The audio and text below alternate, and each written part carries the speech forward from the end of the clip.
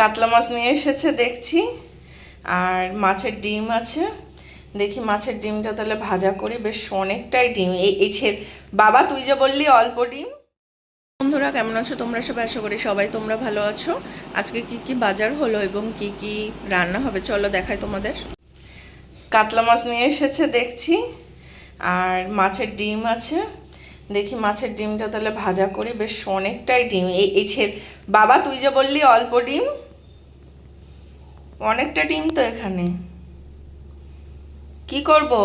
পেঁয়াজ, আলু পেঁয়াজ দিয়ে করব, ভাজা করছি তাহলে। আর এই তরকারি করি, পটল আলু দিয়ে দেখি মাছের ঝোলটা করি। একজন পরিচিত এই এক ব্যাগ হিমসাগর আম দিয়ে গেছে, আর একদম গাছ পাকা আম। এই যে দেখাচ্ছি, এই দেখুন পুরো গাছ পাকা আম কিন্তু। আর এই আম যা মিষ্টি খেতে হবে, এখন একটু শক্ত শক্ত আছে, পাকলে খেতে হবে। বেশ ভালো আমগুলো। আর এই যে এক ব্যাগ পুরো আম দিয়েছে। এখানে অন্তত 5-7 কেজি আম হবে। এই যে দেখুন কত বড় বড় আমগুলো সব, দেখেছেন? আর টেস্টি খুব হবে এই আমগুলো।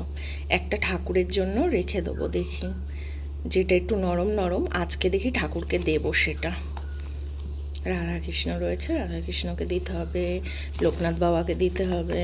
দেখি শক্ত এগুলো দেখছি, দেখি নরম যদি পাই ঠাকুরকে দেবো।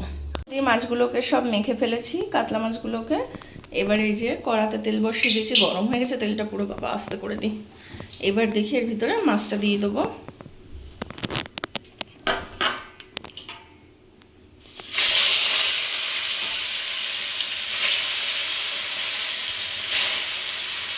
চারটে চারটে করে ভাজবো, নাইলে লেগে যাবে।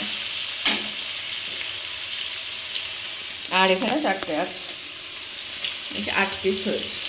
পুরো আলু পেঁয়াজ কুচি কুচি করে বসিয়ে দিয়েছি, একটা লঙ্কাও দিয়ে দিলাম।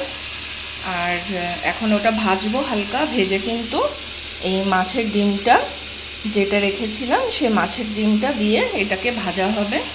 এটা একটু পরে দেব, আগে আমি আলুটা খানিকটা ভেজে নেবো একটু নুন হলুদ দিয়ে। আলুটা বেশ ভাজা ভাজা হয়ে গেছে, এই সময়টা আমি ডিমটা, মাছের ডিমটা দিয়ে এবার আমি এটাকে এইভাবে করে দিই।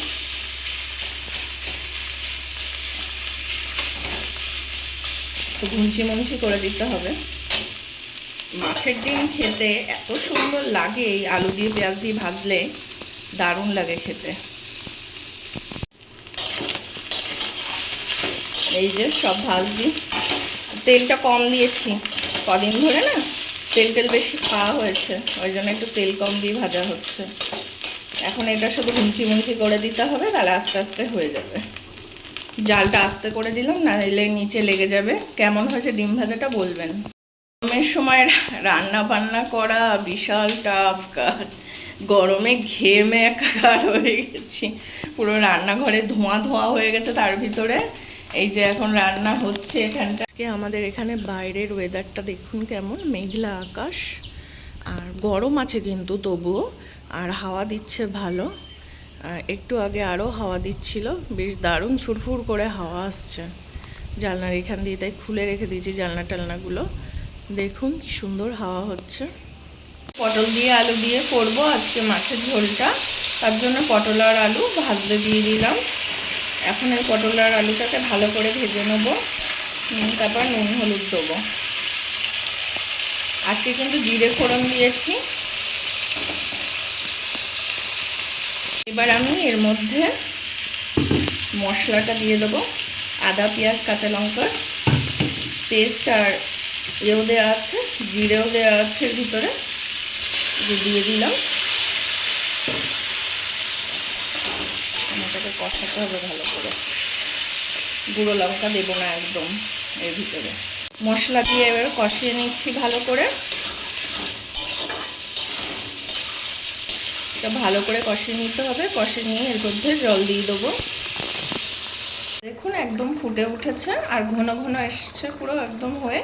এবার কিন্তু এই মাছগুলোকে দিয়ে দেবো এর ভিতরে, না হলে কাতলা মাছের যেহেতু দাগা, এটা না ভিতরে ঢুকবে না ঝোলটা। আর সকালবেলা তো 2 পিস খাওয়া হলো ভাজা, আর 5-6 পিস আছে, এটা দিয়ে দিলাম এর ভিতরে। এবার দেখো এটা মাছের ঝোলটা ফুটলে একটু পরে নামিয়ে নেওয়া হবে। ঢাকা দিয়ে দিলাম। লাগলো ভিডিওটা অবশ্যই জানাবেন, ভালো লাগলে লাইক শেয়ার কমেন্ট আর সাবস্ক্রাইব করে সাথে থাকবেন, পাশে থাকবেন। আর নতুন নতুন ভিডিও নিয়ে আবার দেখা করতে চলে আসবো আবার। টাটা।